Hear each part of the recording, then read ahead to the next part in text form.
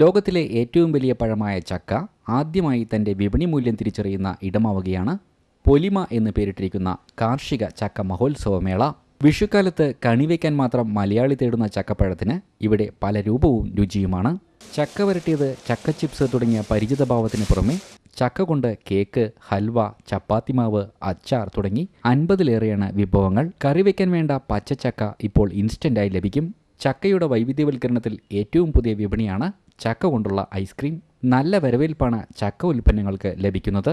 Cake പോകുന്നുണ്ട്, ചമ്മന്തിപ്പൊടി, ഹൽവ, അച്ചാർ ഇതൊക്കെ നല്ല രീതിയിൽ പോകുന്നുണ്ട്. അവലോസുണ്ട്, ഉണ്ണിയപ്പം വളരെ പ്രധാനമായിട്ട് ഉണ്ടാകുന്നത്. ഏറ്റവും കൂടുതൽ തന്നെ പോകുന്ന ഉണ്ണിയപ്പമാണ്. മലയാളി ഉപയോഗിക്കാതെ പറമ്പിൽ വീണുപോയി നശിച്ചിരുന്ന ഒരു പഴത്തിൻ്റെ സാധ്യതകളാണ് ഇവിടെ കണ്ടെത്തി പ്രയോജനപ്പെടുത്തിയിരിക്കുന്നത്.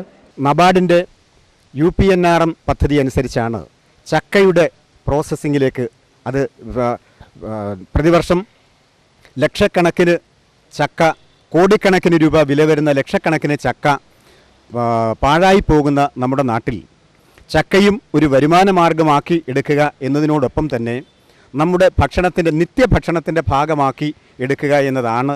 സീസണിൽ മാത്രം ലഭിക്കുന്ന ചക്ക ശേഖരിച്ച് സംസ്കരിച്ച് ആവശ്യത്തിന് പ്രയോജനപ്പെടുത്തുന്ന രീതിയാണ് ഉപയോഗിക്കുന്നത്. ഇടിച്ചക്ക മുതൽ ചക്ക പഴം വരെ ഇവിടെ പ്രയോജനപ്പെടുത്തുന്നു. ഒരു വർഷത്തിൽ 60 കോടി രൂപയുടെ വിപണിയാണ് ചക്കയ്ക്കുള്ളതെന്ന് ഏകദേശ കണക്ക്.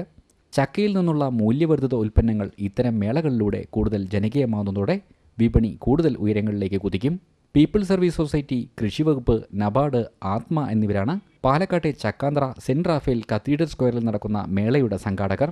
ചക്ക വെറുമൊരു പഴമല്ല, ഇവിടെ സ്മാർട്ട് ഫ്രൂട്ട് എന്നാണ് പുതിയ പേര്.